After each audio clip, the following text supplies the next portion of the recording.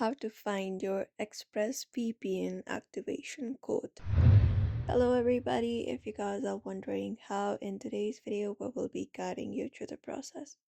So you can just go ahead and access ExpressVPN in their website expressvpn.com, or go ahead and download their application and log in into your account. Once you are logged in, from the given options on your screen, you may directly look out for the option called Set Up Devices.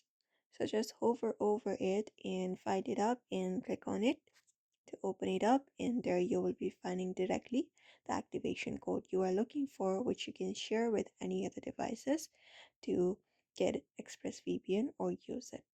So you can just go ahead and copy this particular code and share it with any of the devices where you would like to use it.